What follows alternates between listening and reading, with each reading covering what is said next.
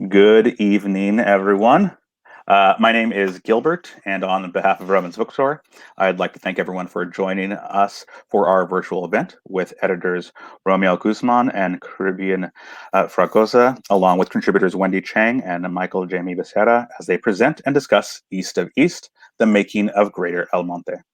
We are so excited and grateful that our bookstore can continue to bring authors and their works to our community during this uncertain time. Now, Vroman's Live will continue to host virtual events, and you can learn more about them on our website, as well as our social media. Our next event is this coming Tuesday, May 12th at 5 p.m. with Mary Cecilia Jackson and Brandy Colbert presenting their latest releases, Sparrow and Only Black Girls in Town. For regular updates on upcoming events, please feel free to subscribe to our newsletter. Now, this evening's virtual event will end with a Q&A. So to submit a question, please use the Ask a Question button at the bottom of the screen there. If you see a question on the list that you'd like our speakers to answer, please click on the like button. We will try to answer as many questions as time will allow. Also, if you'd like to purchase a copy of tonight's featured book, you can click on the green purchase button directly below the viewer screen. The link will redirect you to the Rutgers University Press website, where you can continue your checkout process. Then, as soon as Vroman's reopens with curbside pickup, hopefully sometime soon, you'll be able to buy it from our store. So with that said, right before I introduce the authors, I'm just going to let everybody know that with the panel that we have tonight, will be a lot of going back and forth. So we'll be focusing the screen on and off. So just bear with us as we make sure we get everybody up on screen as we need them to be. So Romeo Guzman is the co-director of the South El Monte Arts Posse and professor in U.S. and Public History at Fresno State, where he is the founding director of the Valley Public History Initiative, Preserving Our Stories. He'll be joining the history department at Claremont Graduate University in the fall, so congratulations there. Romeo is also the co-editor of Boom, California. Carribean Fragoza is a journalist, fiction writer, and artist from South El Monte. She is the founder and co-director of the South El Monte Arts Posse and co-editor at Boom, California. Her forthcoming short story collection, Eat the Mouth That Feeds You, will be published in fall 2020 by the wonderful City Lights Publishers. Wendy Cheng is an associate professor of American Studies at Scripps College. She is author of The Chengs Next Door to the Diazes, Remapping Race in Suburban California, and co-author of A People's Guide to Los Angeles. And Michael Jaime Becerra grew up in El Monte, California. He has received his MFA from the University of California, Irvine, and currently teaches creative writing at the University of California, Riverside. His short story collection, Every Night is Ladies' Night, was named one of the best of the year by the Washington Post and the San Francisco Chronicle. It was awarded a California Book Award, the Silver Medal for a first work of fiction. All right. I am going now to turn it over to Romeo first, and we'll go ahead and get us going. So give me 1 second. Here we go. Okay. Romeo? Awesome. Thank you. Thank you, Romans. Thank you, Gilbert. We all love Roman so much, and we're so happy that you all are still doing these things and that you advocate and continue to advocate for people of color, Latinx literature.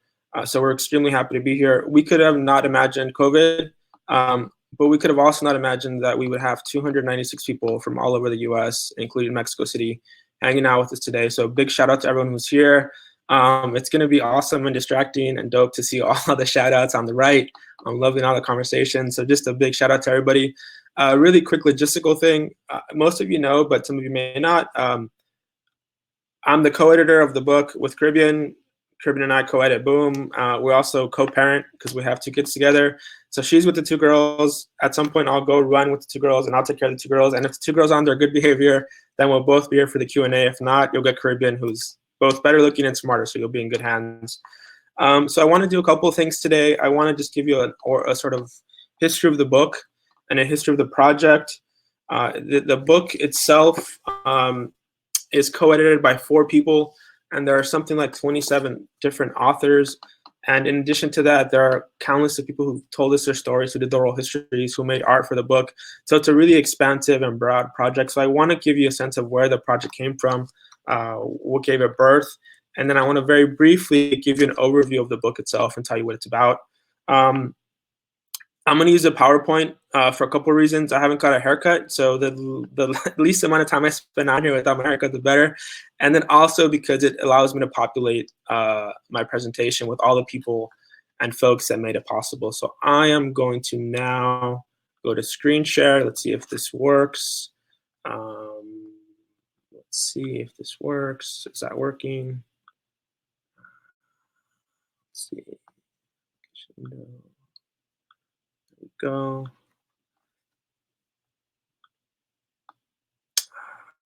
From start. Okay, so I'm going to assume that we're good and that we can all see the same stuff. You should be seeing the CIMAP homepage. And the project really begins with the South del Monte Arts Posse. And this is really fancy language here to ultimately say that South del Monte Arts Posse is an arts collective dedicated to working with community, to making art with community, and to claiming space through the arts, right? So that's basically what CIMAP is. It's founded by Caribbean in 2011, and it's ultimately founded as a way to provide art experiences for Monte, for South del Monte, and for communities that are all outside of East LA, outside of Los Angeles. And the inspiration for this particular project, for the book and for the public history project, was 2012. And in 2012, El Monte celebrated its centennial anniversary. So it celebrated turning 100 years old. And if you've lived in El Monte, you know that the official logo of the city is the end of the Santa Fe Trail. And in many ways, for the last 100 years, right, 110 years now, El Monte's official narrative has celebrated what we like to call the pioneer narrative, which is the basic idea that pioneers, white pioneers, arrived to El Monte, they settled here, and they made history. Right. So we wanted to push against that narrative, partly because it began with 1848, partly because it excluded people of color, partly because it erased everything that came before this. So we applied to a grant with our good friends in Mexico City, La Casa le dijo al avisote, which is an archive run in Mexico City by the great-grandson of Enrique Flores Magón. And the reason we worked with La Casa to think about what does it mean to push against this pioneer narrative, what does it mean to create new histories, is for a couple different reasons. One is Ricardo Flores Magón gave a famous speech in 1917 in El Monte. And part of the reason he gave that speech is because there was these anarchist radical groups in El Monte. So part of it was historical. There was this connection between these anarchist brothers who were revolutionaries, who were part of the Mexican Revolution, to El Monte. The other really important part here is, like, as you can see on the right, was that this is an image of the folks with the PLM, the folks who wrote El Hijo del Avisote. They're exiled in 1903. They flee to the US. And something like 100 years later, as you see on the image of the left, Diego worked to restore the building itself and to create an archive. And one of Diego's main questions was, how do we create an archive that is not bureaucratic? How do we create an archive that's inclusive? And how do we create an archive that is as much a cultural space as it is a space of exploration? So together, what we did is we lived together for a whole month, and we thought about, how do we build a new archive of El Monte, of South El Monte? How do we build a new archive? What is an archive? And how can we tell new stories about this place? So more fancy language, right? So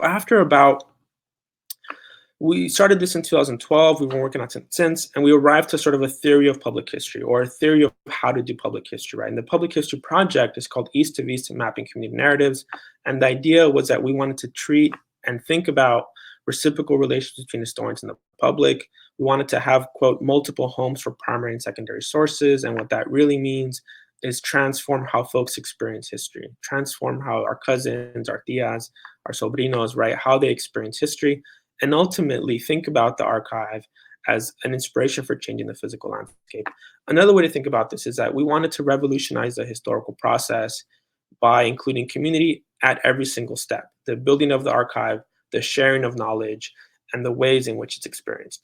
So that's kind of what we arrived to, this sort of theory of public history. And let me give you some concrete examples of what that actually looks like.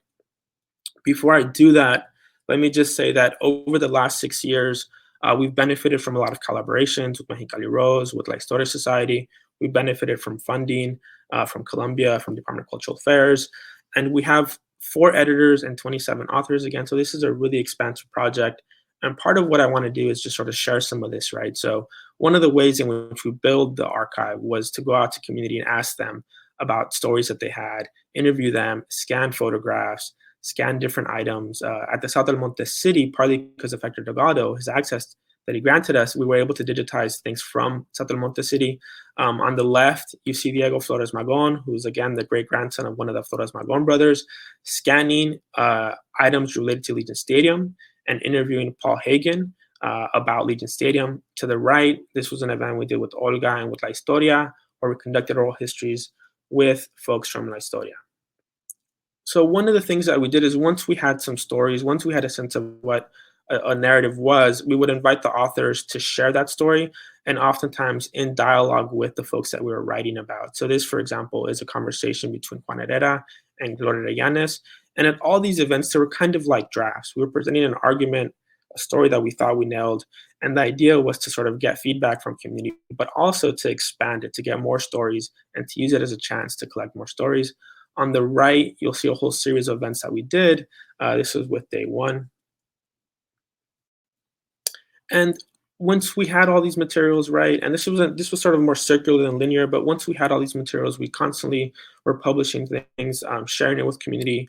We published things on KCT, on Tropics of Meta, and we were also always thinking about how to include the arts. So one of the things that we did is we shared all the archival material related to the lost murals of El Monte and South El Monte with Mexicali Rose, with Fernando Corona, with the homies from Mexico, and they came up and made a mural that was inspired by all of the original art from the lost murals. So again, thinking about how to activate these stories, how to make them come to life, and how to occupy physical space.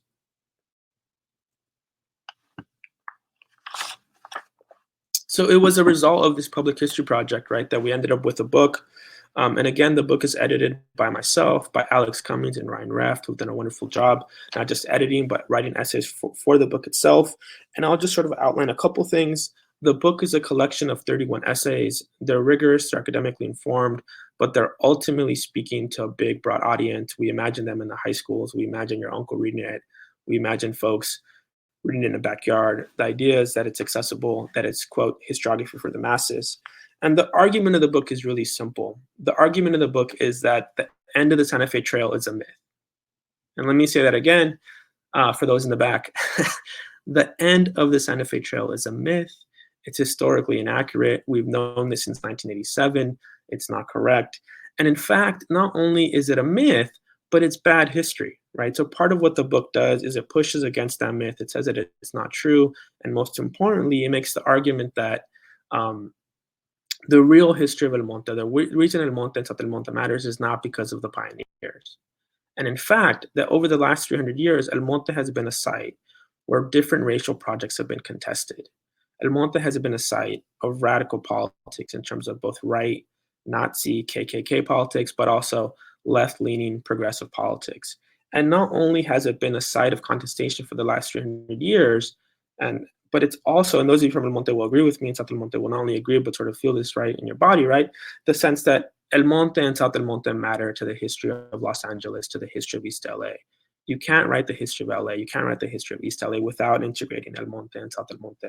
So let me just really quickly move through the 5 sections. The book is composed of 5 sections that move forward in time and that also overlap a little bit in terms of themes and content. So the book opens with the Tongva, with the original natives of this place, of the SoCal, but also of the larger San Gabriel Valley. And it takes us all the way to the 19th century. It continues with what we call social and political movements. So we look at some of the big movements, the big politics that took place. We look at, again, Ricardo Flores Magon's time in El Monte. We look at the Berry Strike. We look at the ways in which migrant parents fought with Father Caulfield to desegregate schools. We also look at some of the untold stories and uncovered stories, radical arts practices, but also fights against INS really early on. And those of you that know Gloria Llanes, you may recognize her on the left. The next section is called Nature in the Built Environment. And this really tries to think about how can we include nature in these histories? How does nature impact the ways in which people experience life? And how do people also shape and shaped the landscape, right? So those of you familiar with El Monte history will know that when pools and beaches were segregated, folks from East LA and all over came to Marano Beach.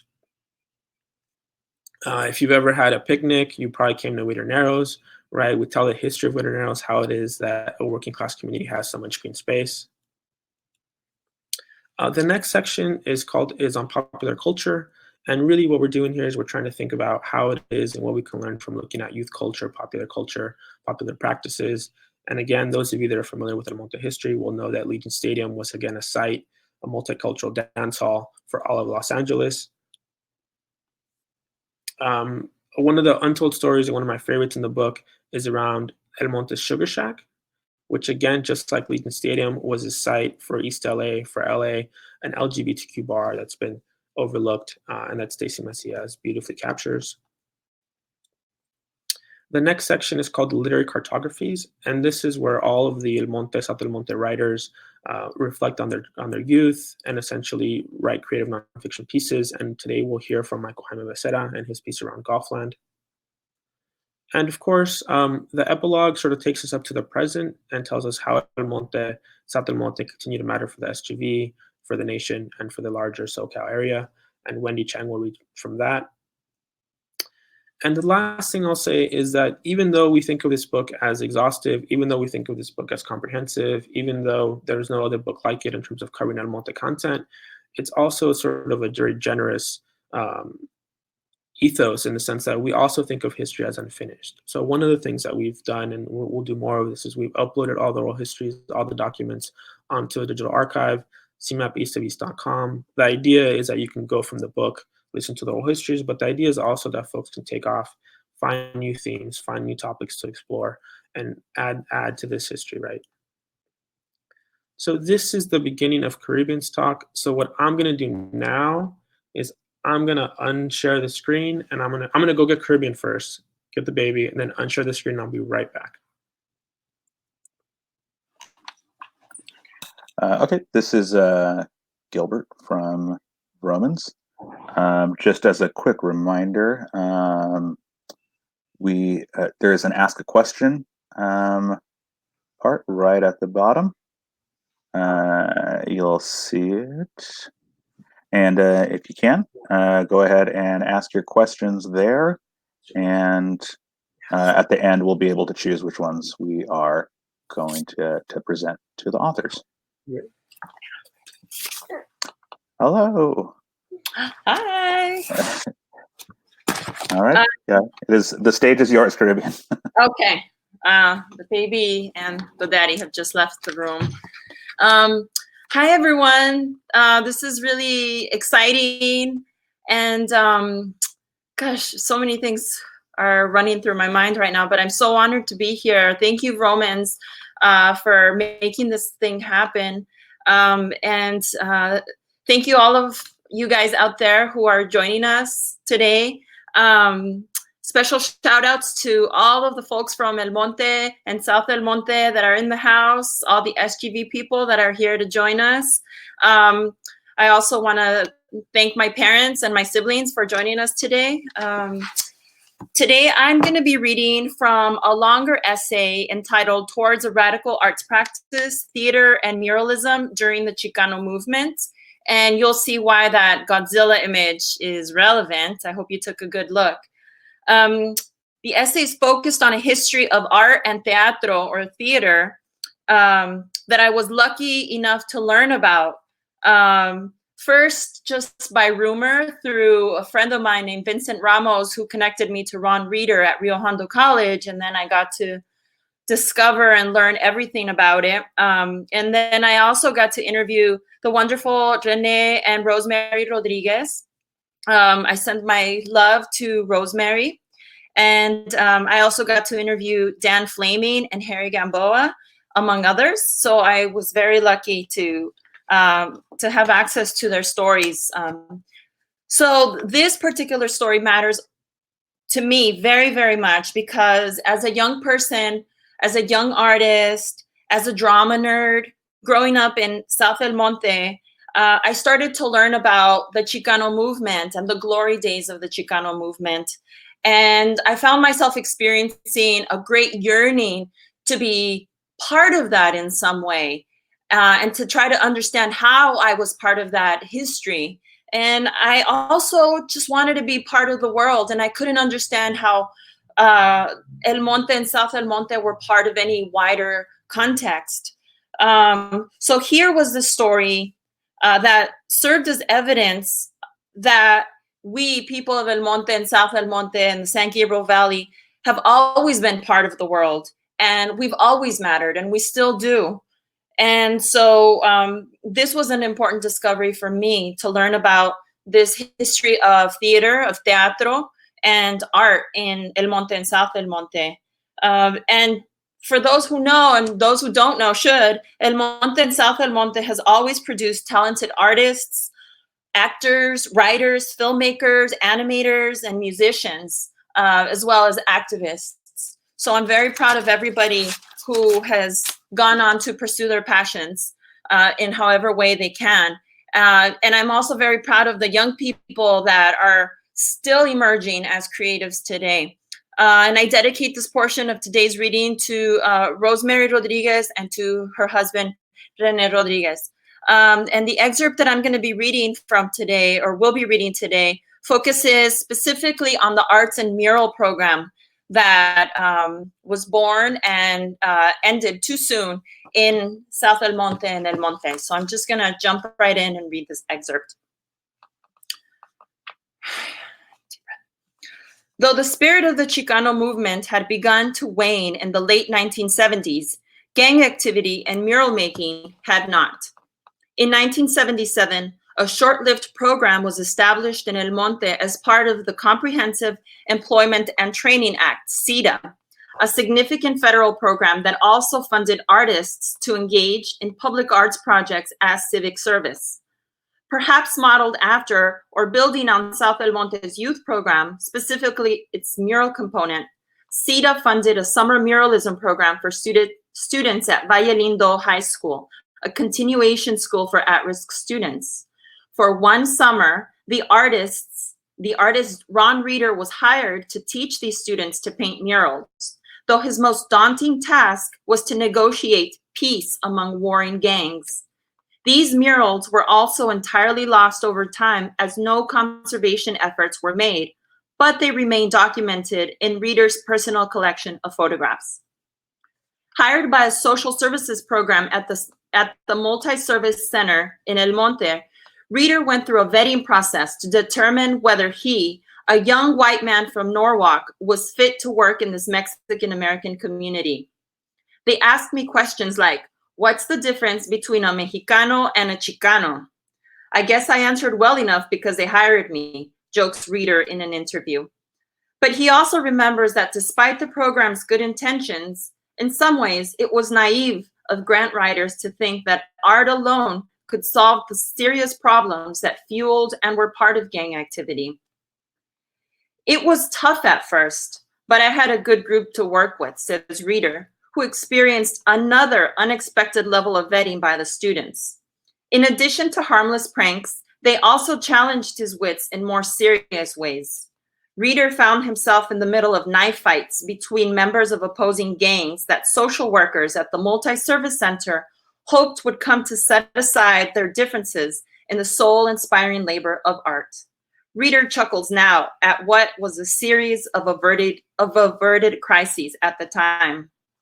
Early on, Reeder decided that his best approach was to share with the students works of art that had an impact on him as a young artist. He dusted off a very old book on Los Tres Grandes, the three great muralists of Mexico, José Clemente Orozco, Diego Rivera, and David Alfaro Siqueiros. Students were immediately drawn to Siqueiros' América Tropical, a mural that had been whitewashed after its completion in 1932 on Olvera Street in Los Angeles. The image of the crucified Indian man depicted and its sharp critique of racist institutions resonated with the students, who understood what it was like to be a young person of color continuously subjected to discrimination, disenfranchisement, and punishment. Since Siqueiros' mural would lay under layers of white paint for decades longer, the students of South El Monte brought it back to life, even if briefly, to reflect back on the trajectories of their own young lives and the much longer chain of history they were inevitably part of. By the end of the summer of 1977, social workers at the Multi-Service Center were convinced of the need to continue making art in these communities that resonated and was relevant to them. Dan Flaming, then assistant director of the center, applied for another CETA grant to produce a more extensive project with 13 artists. The idea was to make work that would mirror back to the community, including murals and other media, says Flaming. The grant would also include a gallery at the Multi-Service Center where artists and local people could exhibit work. During the following year, artists including Reader, Harry Gamboa, Roberto Gildemontes, Gronk, Joe Janus, Sarah Parker, Bill Fisher, Richard Hyland, Barry Scharf, David Scharf, Nancy Yodelman, and Mary Companion explored and found inspiration in the city of El Monte. They produced and exhibited a series of photographs, experimental poems, paintings, and of course, more murals. It would be the murals, painted in plain and public view, that would incite controversy and eventually expedite the dissolution of the CETA program in El Monte. Whether or not city officials had any doubts or suspicions at the inception of this federally funded program, they certainly found cause for alarm when Gronk painted a mural of an Adelita, a revolutionary Mexican woman holding a rifle and red flowers on the side of a Red Wing shoe store in the Valley Mall, El Monte's main outdoor commercial strip. Neighboring business owners were quick to complain to the city about the image that they found too aggressive and claimed was driving shoppers away.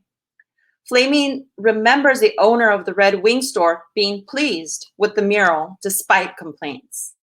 However, it was a mural that was never painted that set city officials against all murals in the city of El Monte and made clear their lack of welcome for the artists.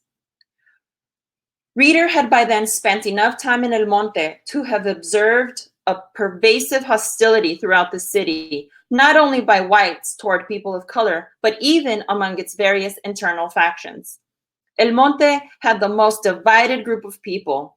The only way to get them to cooperate with each other was to unite them against an even larger threat, notes Reader. So Reader invited Godzilla to town. He made a detailed sketch for a mural scene in which Godzilla arrives in El Monte, crashing and stomping through buildings and terrorizing its residents. Most importantly, Reader represented all members of the El Monte community, imagining how they might respond to such an emergency. The redneck stands on his truck with the rifle, while the Chicano is standing in the shadows saying, "I'll take you down, ese." Everyone would be dealing in their own way, but together, explains Reader.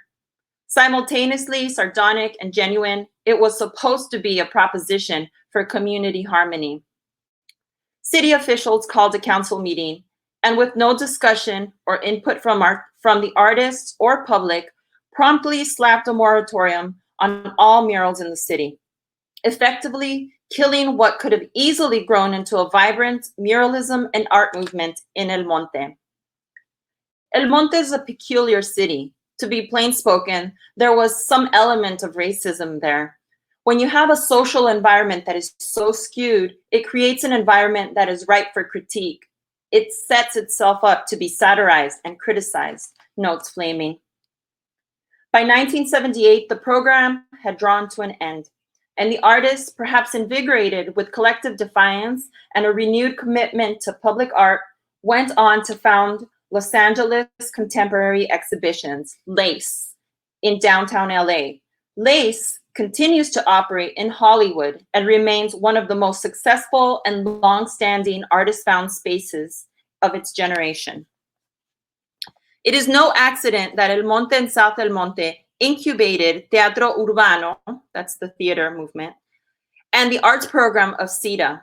Mexican-American suburbs of Greater LA, the Inland Empire, and even Orange County have served as havens for multiple cultural underground scenes and movements. Mexican-American suburbia has long had an overlooked yet thriving cultural underground, one that is hoped will continue to generate its own creative entities and nourish larger multicultural movements with its distinct character and vision. So that's it. I hope you guys get to read the rest of the essay at some point.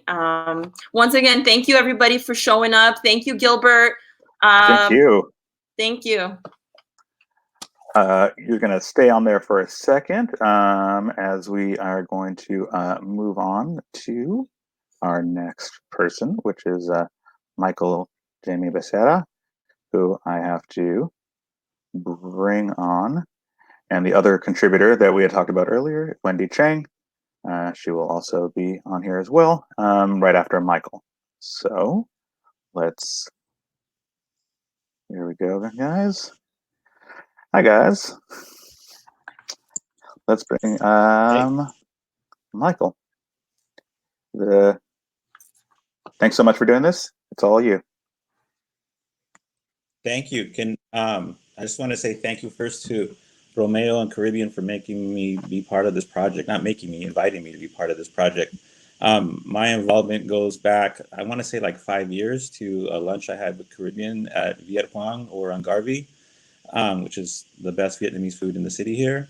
And she showed me a list of landmarks for just a series of articles that they wanted to write, landmarks in and around El Monte and South El Monte. And I saw one right away that I knew that I wanted. I claimed it right then and there at that lunch, and I'm so proud to have been given the chance to write this piece.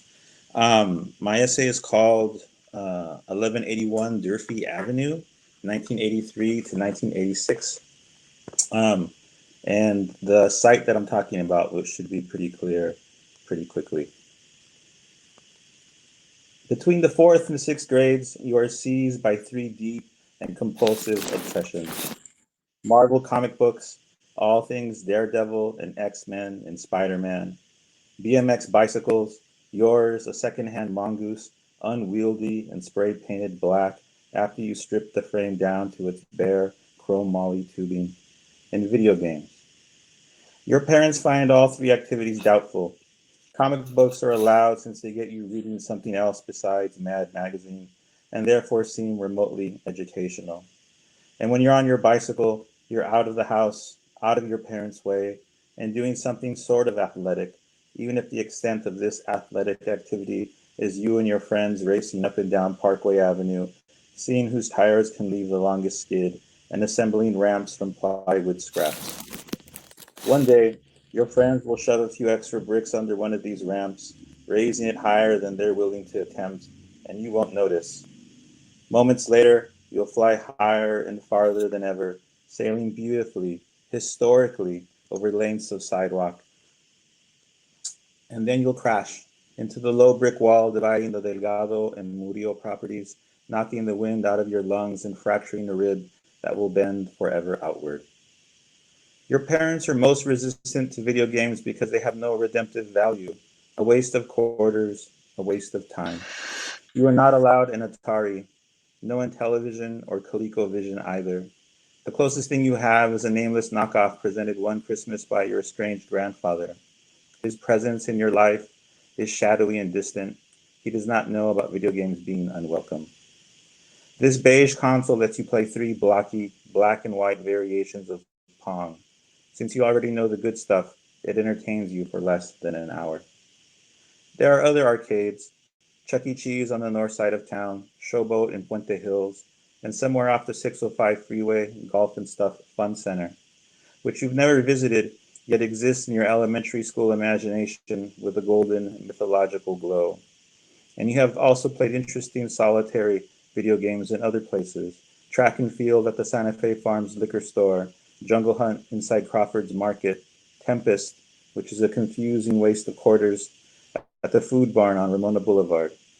But it is the Golfland arcade that has collected all your favorites in one place. Spy Hunter, Star Wars, Zaxxon, Pole Position, Gyrus, Punch-Out. Golfland becomes the center of your universe. It is adjacent to the 60 freeway's Peck Road off-ramp, so whenever you go anywhere with your parents, you're welcomed home by its 4 miniature golf courses with their bright green and yellow dragons, their expressions silly and slightly crazed. At this point, you're too young to notice girls, though you already sense that unless you're on a date or needing to entertain younger cousins, you won't ever really give a shit about mini golf. Instead, you will commit the location of the video games inside the arcade to memory. Wall after wall of them, the space dimly lit by the flashing screens of the machines, the air somehow smoky in your recollection. To be at Golfland is to do something outside of your parents' approval. This is your first taste of rebellion. The thrill feels seedy and vaguely self-destructive, the nascent equivalent of being in a casino, a nudie bar, and a street fight all at once. Each week, you are drawn out there with the sort of magnetic gravitational pull experienced by wayward meteors and doomed astronauts returning to Earth.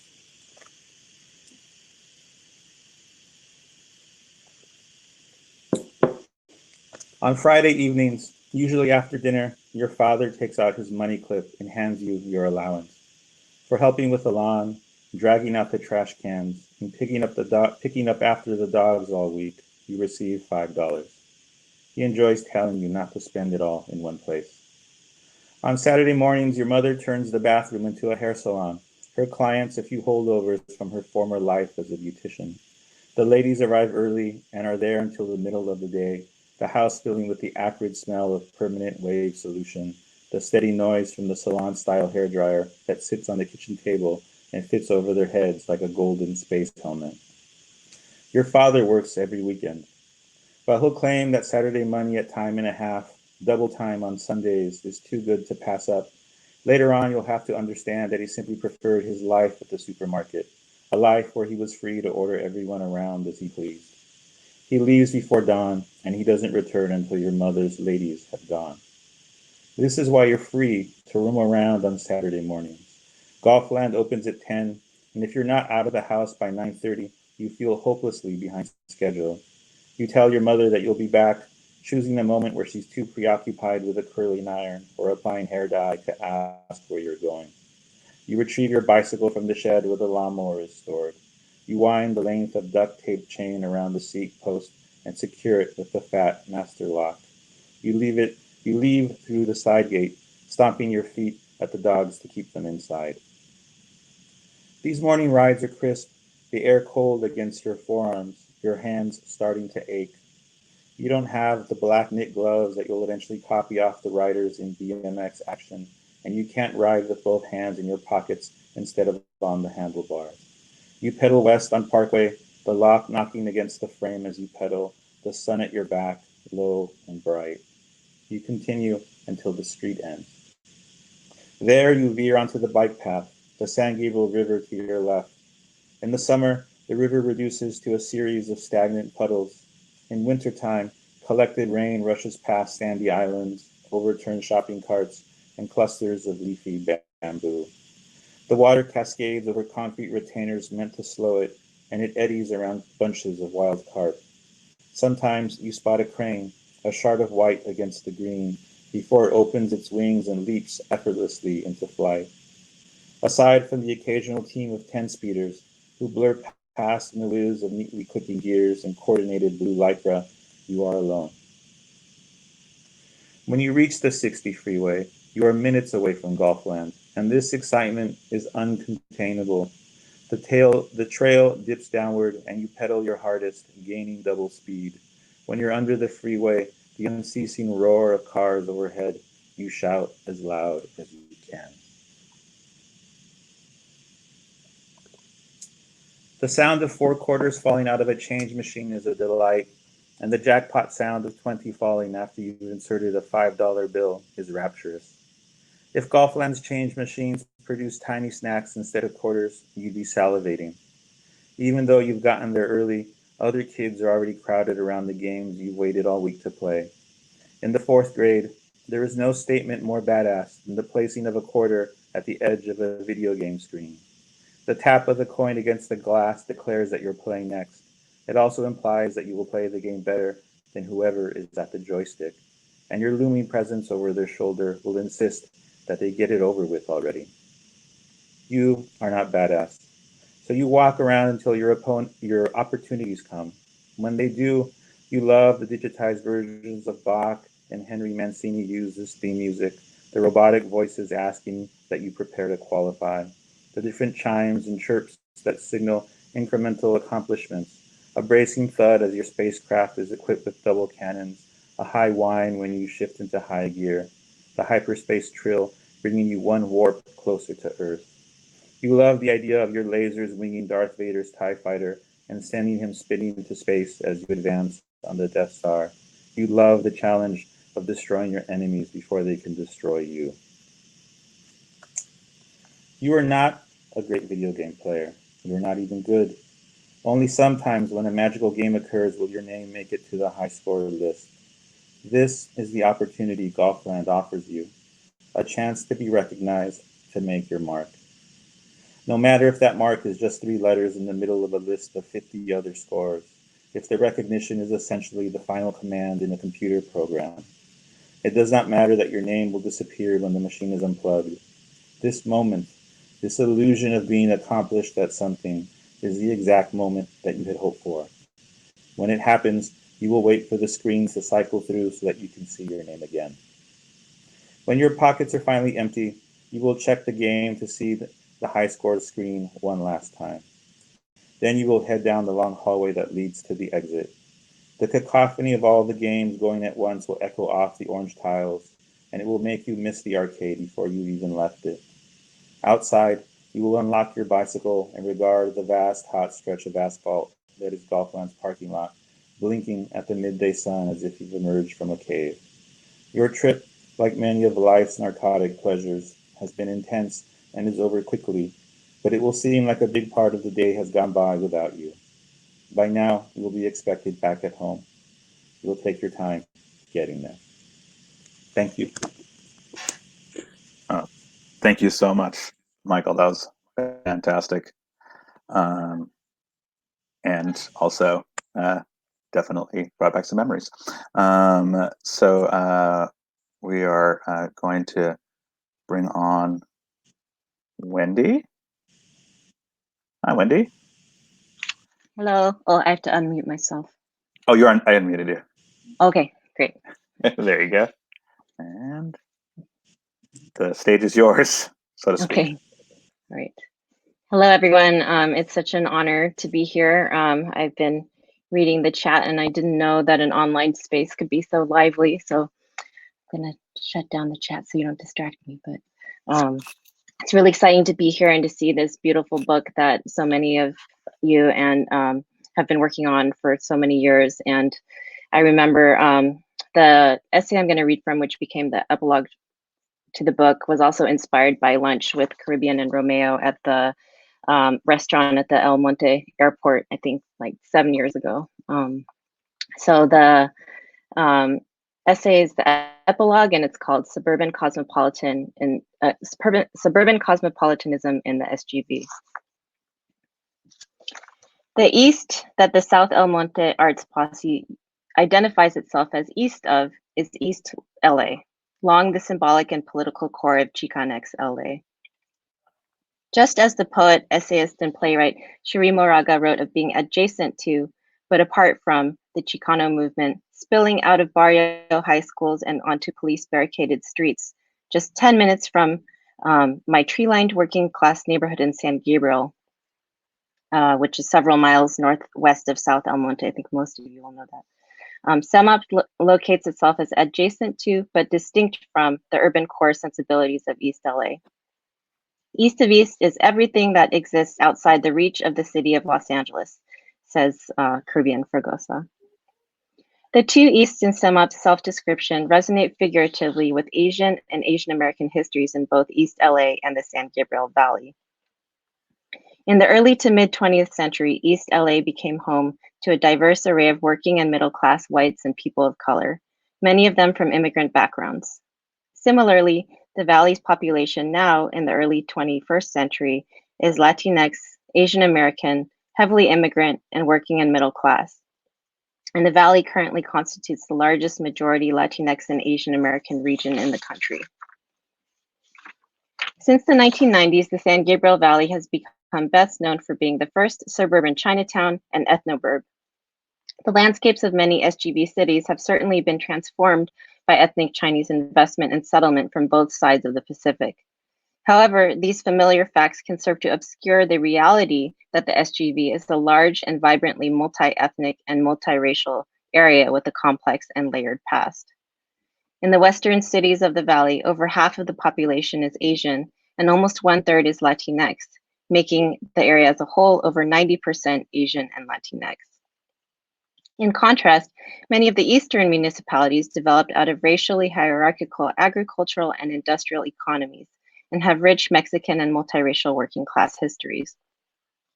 Traveling eastward along the southern portion of the valley, one finds majority Latinx municipalities such as South El Monte, and La Puente, with Asians, including larger numbers of Vietnamese and other Southeast Asians, constituting the second largest group. Continuing east, the Asian population again increases in SGV cities like Roland Heights and Hacienda Heights. In the past few decades, heated struggles over urban development, civic landscapes, and identity in the western portion of the valley have challenged the status quo and made it clear that the region's identity and who gets to have a say in that is up for grabs. In this long moment of rapid demographic change, voices from different strata of the social order have risen up and refused to be forgotten, whether they are those of whites, Mexican Americans, or Asian Americans who came to the area in pursuit of homeownership after World War II, descendants of Mexican California families, or Gabrielinos whose roots go back hundreds of years. Other voices have emerged to assert their presence and histories in the region too, in dual processes of invention and recovery. In particular, away from city halls and formal politics, distinctive identities tied to place have begun to emerge. Cultural producers such as SEMAP, the South El Monte Arts Posse, have begun to express their own visions of the area, and many of them are in this book. In the emerging literary, cultural, and artistic practice of the region, multiracial, non-white, and suburban forms of cosmopolitanism, what we might think of as an east of East cosmopolitanism, are emerging that may alter the racial and class dimensions of what it means to be American. There is freedom in the ambiguity that comes with loosened cultural boundaries, where old stereotypes are no longer used to keep people in place, and when people are comfortable crossing cultural lines to find their place in a community, the place where they feel they belong, not where they are told that they do. This is the East of East ideal, in which working and lower middle class people of color are able to simply be and be seen by the wider community, that's wider with a D, in their full and complex personhood. Skipping to the end of the essay now. So this is a quote from the Fung brothers. "Let me tell you about a place out east, just 15 minutes from the LA streets. Hollywood doesn't even know we exist, like it's a mystical land filled with immigrants." In 2013, a small local streetwear company based in Monterey Park that called its brand SGV produced a t-shirt with the design that blended the elements of the flags of the People's Republic of China, Mexico, and the United States. The company's website said, quote, "The SGV is a region of America where a lot of Chinese and Mexicans have learned to live together, most of the time in harmony. Welcome to Chai Mexica." Here was a simple pop culture expression of cosmopolitanism, to exist with mutual respect for difference, without denial or exclusion. Other SGV designs featured repurposed logos for sriracha, a well-known hot sauce that was created in Rosemead by a Chinese Vietnamese immigrant, and Tres Flores, a hair cream popular with working class Chicanx youth, as well as the woven sandals popular with older Asian immigrant men. Another t-shirt featured curse words in Chinese, Vietnamese, Spanish, and Tagalog. Paul Chan, the designer as well as the company's founder, and a child of immigrants from Hong Kong, had moved to Alhambra as a young child in the 1980s. According to Chan, quote, "I learned quickly that in the SGV you play your position and don't overstep your boundaries. I've always had a huge appreciation for that, the way those unwritten rules work. It was part of survival to know about all the different cultures so I don't end up disrespecting people and getting my ass kicked." In his essays in Post-Colonial Melancholia, the historian Paul Gilroy wondered how everyday cosmopolitanism from below, such as what Chan describes, could be magnified and given greater purpose. At its best, this is an explicitly anti-racist cosmopolitanism that does not gloss over differences between cultures or violent histories to create a false universalism, but instead reckons with formative histories and still present realities of racism and colonialism. This is a cosmopolitanism that does not look to states or nations for the realization of its hope, but, quote, glories in the ordinary virtues and ironies, listening, looking, discretion, friendship, that can be cultivated when mundane encounters with difference become rewarding. It is a radical openness, a planetary consciousness, made even more real and important by its awareness of the harms done by racism and inequality. Ideally, this everyday cosmopolitanism does not stop at awareness, but rejects xenophobia and violence and culminates in a new way of being at home in the world through an active hostility toward national solidarity, national culture, and their privileging over other more open affiliations. In the love poem, It's Not New York, Cherie Moraga wrote, "This is joy. It has the name and look of her black eyes, my childhood eyes staring back at me, and nothing in our mutual LA suburban pasts prepared us for this moment. The familiar and familial are made new in this moment of connection." Moraga's poem affirms the importance of affinity and chosen commonality, yet there's something in those mutual LA suburban pasts that already connects the two lovers, a way of thinking, a framework of experience that moves away from those overdetermined centers, that moves east of east to a moment of utopian promise. Indeed, the it Moraga refers to in It's Not New York is not New York City. It is not Queens or the Bronx or Manhattan, the paradigmatic models of American urbanism, but it is as diverse as those boroughs and is spread over a much larger physical area, one that encompasses El Monte and South El Monte, the SGV, and greater LA and all its peripheries. In broader networks of trade, work, kinship, culture, and migration, it is linked with Mexico, China, Vietnam, Thailand, and many other places. It is a crossroads and a destination, a central part of the great drama of a multi-ethnic, metropolitan, urban-suburban life that continues to transform cities across the United States in the 21st century. The SGV is not only where many of these forces converge, but where many of them began. You can read many of these stories in East of East, and the rest of his stories have yet to be told. Thank you. Thank you so much, Wendy. Man, I am continually floored by everything that you guys are reading. This is fantastic. I'm going to bring everybody else back in. So Romeo, and let me get Michael here. Great. And okay. Thank you, everyone, for this. This is everything you've read has just been amazing. So congratulations, and it's I'm just, like I said, floored by everything. So really cool. I'm going to move on to the ask a question, which is the Q&A part of it. So folks that are watching, if you look down there at the bottom towards the screen, you'll see that ask a question area. You can still put in some questions at this point if you'd like us to try and get to them. So I'm gonna feel free, anybody who's going to answer these. Most of them are kind of a lot of them are kind of general stuff, so I'm not sure whoever feels comfortable. Here's a real basic one that someone asked. This is from Estela Gonzalez. She said, where does the El Monte border begin? I'm gonna go watch the kids. Where does El Monte begin? Gosh. Where does the El Monte border? Let's see. The northern border, it hits up against Temple City. Depends what part. There's Temple City up above.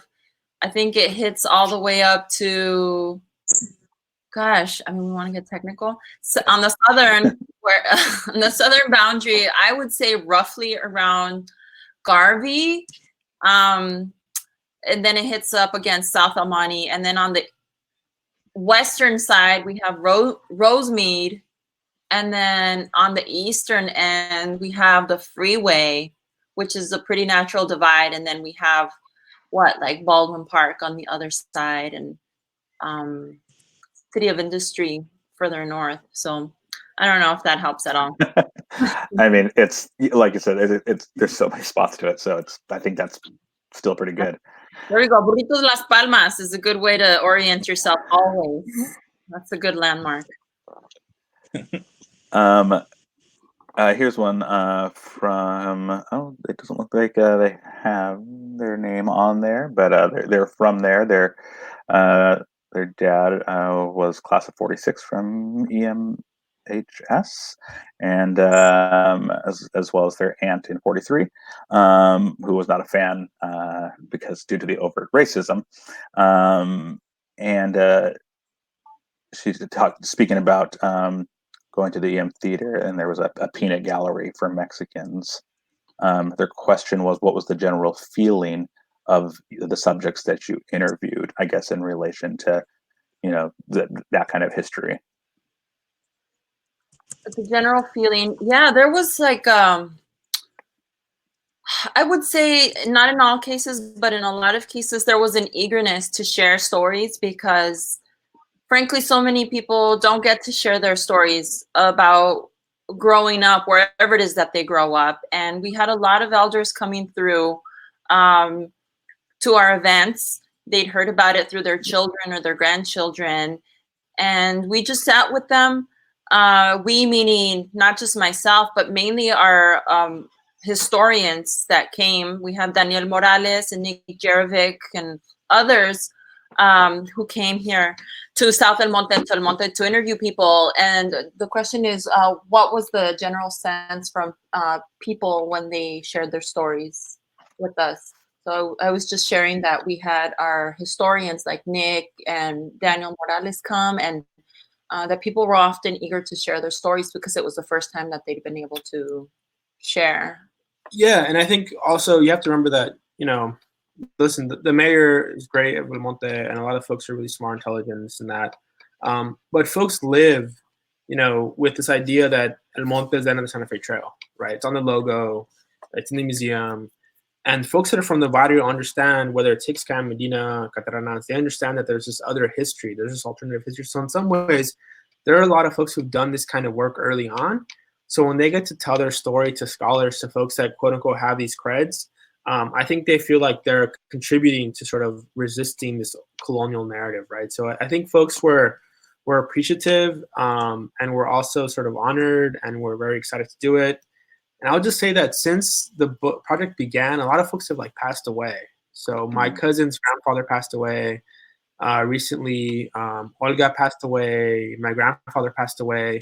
And these oral histories become, the only sort of recorded voice of the folks who passed away, right? So in some ways, we're also documenting stories for future generations. It's really, for us, it's really just, sort of privileged to do this kind of work. So. Yeah, absolutely. I think one of the questions that we had that was that a lot of people said they wanted to hear the answer for. It's two-part. How did you all see? This is also not from someone who gave their name. Sorry. How did you all see community archive the local history society? And two, what would you recommend as first steps for folks interested in creating a similar community archive project?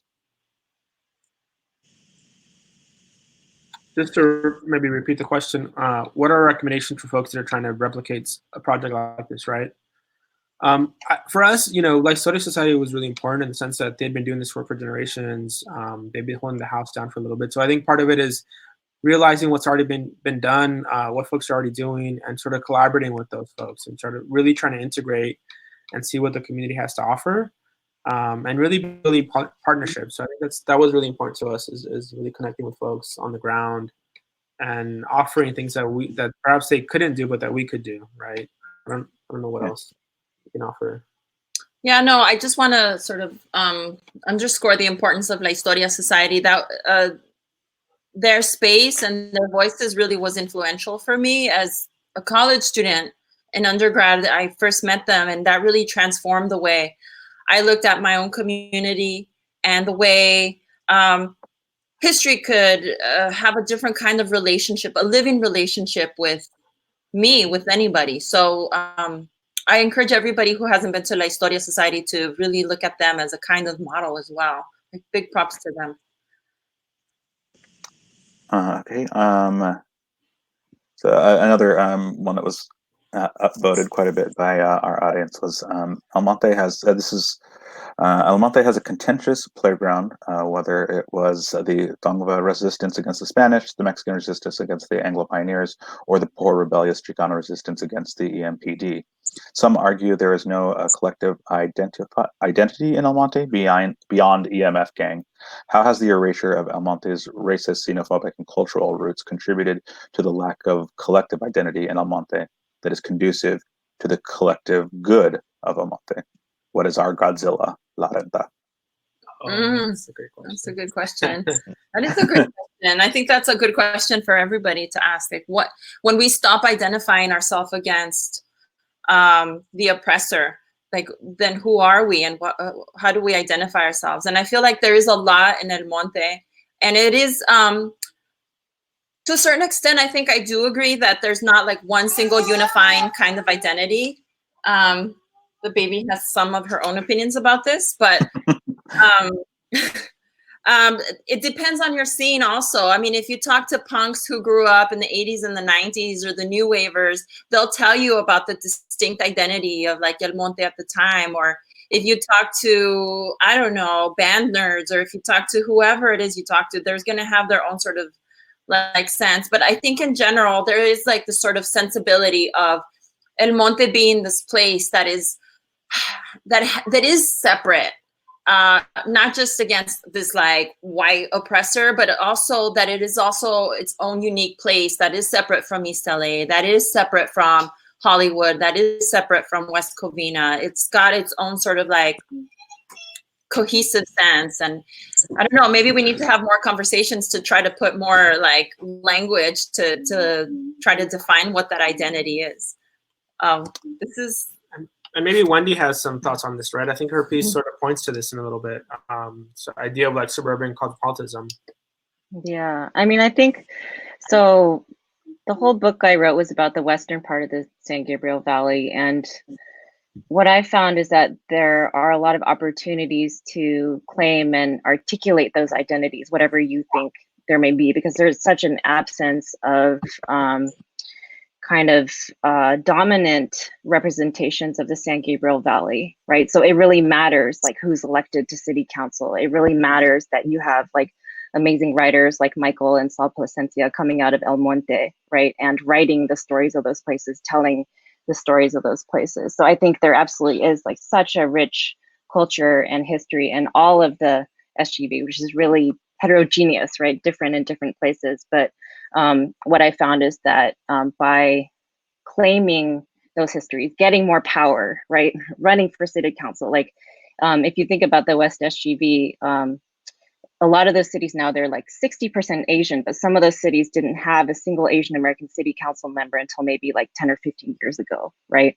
And those are the people who control the narratives that are told about the cities and the places. But all of us know who spend any time there, or all of you who are from there, you know that those are not actually the identities and histories of those places. So all I would say from having studied it is that it's really exciting, the kinds of voices that are coming out of the Eastern SGV right now and claiming those identities, putting them out there, putting them up for dialogue, right? And if you look at so many of the maps of like historic preservation or significant sites in LA County, there's such a gap in the SGV, right? And people who work at those organizations want to know those histories and places, right? So it's about connecting people up and starting to feel like you can say who you are and what these places mean, right? Figuring out how to grab those opportunities.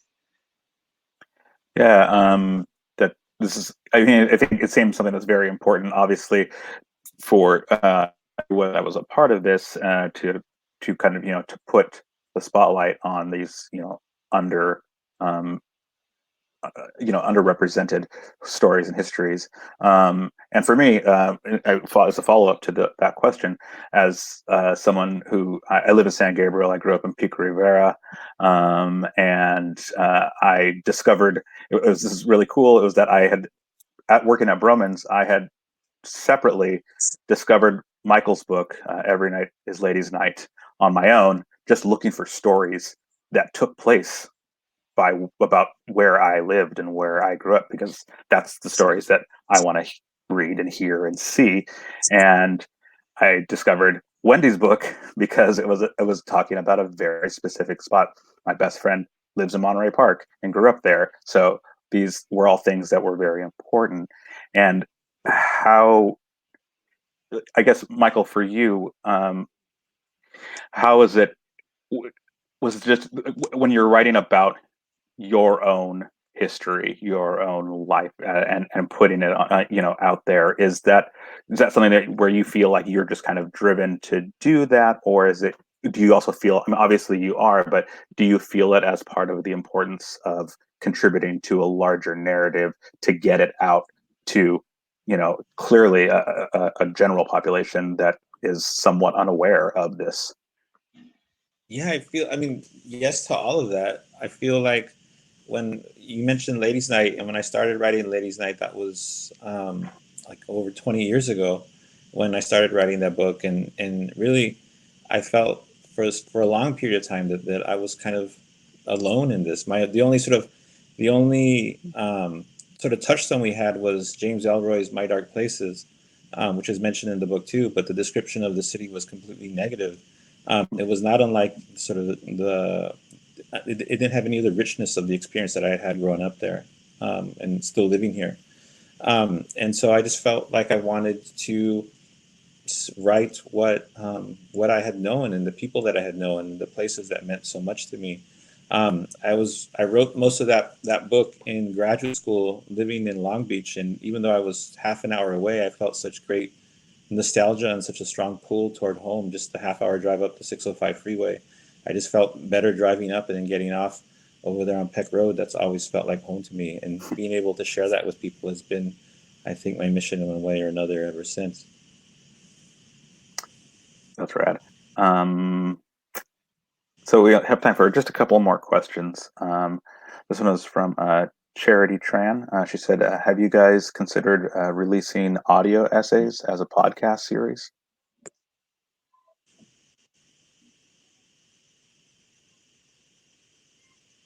Did we get that?